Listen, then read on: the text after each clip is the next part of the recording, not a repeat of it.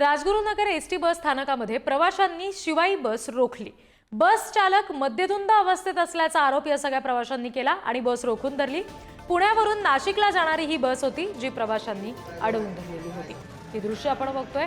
मद्यधुंद अवस्थेत चालक होता आणि त्यामुळे ही बस रोखून धरण्यात आली। राजगुरुनगर एसटी बस स्थानकातला हा सगळा प्रकार आहे। प्रवाशांनी तिथे गोंधळ घातला। आणखी तपशील घेऊया, प्रतिनिधी तुषार झरेकर आपल्याशी जोडले गेलेत त्यांच्याकडून। तुषार, काय नेमकं या सगळ्या प्रवाशांचं म्हणणं होतं ज्यांनी ही बस अडवून धरलेली होती?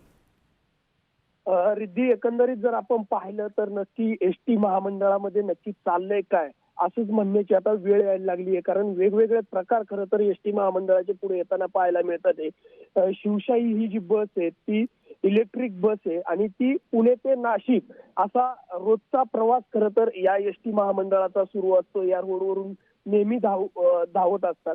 मात्र या एसटीचा जो चालक आहे तो मद्यधुंद अवस्थेमध्ये आढळून आला। चाकण दरम्यान खरं तर हा ड्रायव्हर आहे तो मद्यधुंद अवस्थेत आढळून आला। त्यानंतर जे ग्रामस्थ आहेत त्यांनी त्या एसटीचा पाठलाग केला आणि ती एसटी राजगुरुनगर आगारापर्यंत नेऊन थांबवण्यात आली। राजगुरुनगर आगारामध्ये ज्यावेळेस त्या ड्रायव्हरला थांबवण्यात आलं त्यावेळेस त्या ड्रायव्हरची चौकशी करण्यात आली, त्याची तपासणी करण्यात आली आणि अखेर तो मद्यधुंद अवस्थेत आल्याचं निष्पन्न झाल्यानंतर राजगुरुनगर आगाराचे जे प्रमुख आहेत त्यांनी त्याला त्याची तक्रार खरं तर पुढे दिल्याचे पाहायला मिळते। त्यामुळे आता पुढील तपास कशा पद्धतीने होतोय आणि या अशा मद्यधुंद अवस्थेमध्ये जे चालक आहेत त्यांच्यावरती कशा पद्धतीने कारवाई होते ते पाहणं महत्त्वाचं ठरणार आहे। जी, धन्यवाद तुषार सगळ्या तपशिलांसाठी।